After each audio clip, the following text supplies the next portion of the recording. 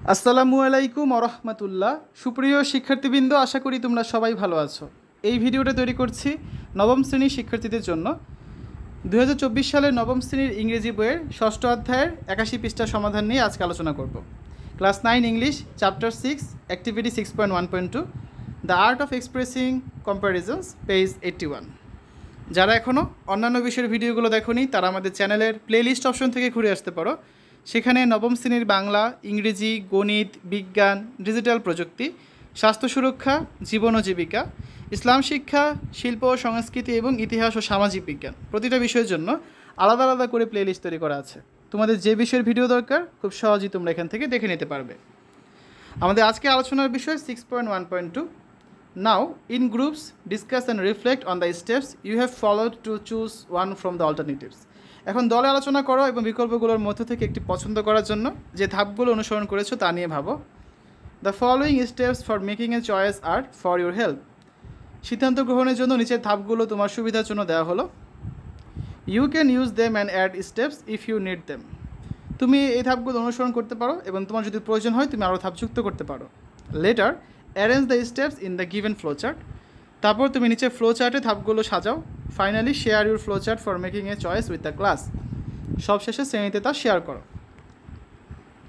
স্টেপসগুলো কী কী আছে? Explore more about the alternatives, অর্থাৎ বিকল্পগুলো সম্পর্কে আরও অনুসন্ধান করা। তারপর আছে কি আইডেন্টিফাই ইউর নিড, নিজের প্রয়োজন শনাক্ত করা। Compare the advantages and disadvantages of the options. বিকল্পগুলোর সুবিধা এবং অসুবিধাগুলো তুলনা করা। যেমন আমরা দেখেছিলাম যে পাহাড়ি এলাকায় হ্যান্ডব্যাগ না নিয়ে যদি আমরা লাগেজ নিয়ে যাই সেটা আমাদের সুবিধা হয়, ঠিক আছে। তারপর হচ্ছে কি রিভিউ ইউর চয়েস, অর্থাৎ তোমার পছন্দগুলো পর্যালোচনা করা।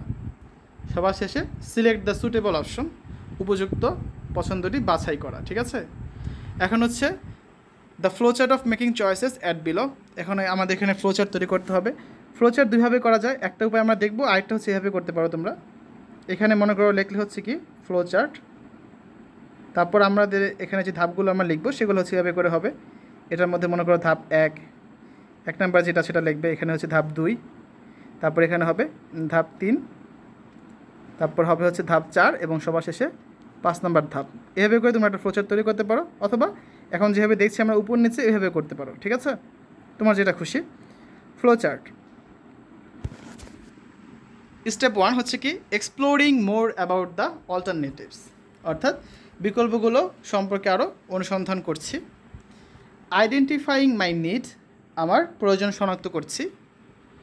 Comparing the advantages and disadvantages of the options, অর্থাৎ আমার বিকল্পগুলোর সুবিধা এবং অসুবিধাগুলো তুলনা করছি। এটা হচ্ছে স্টেপ 3।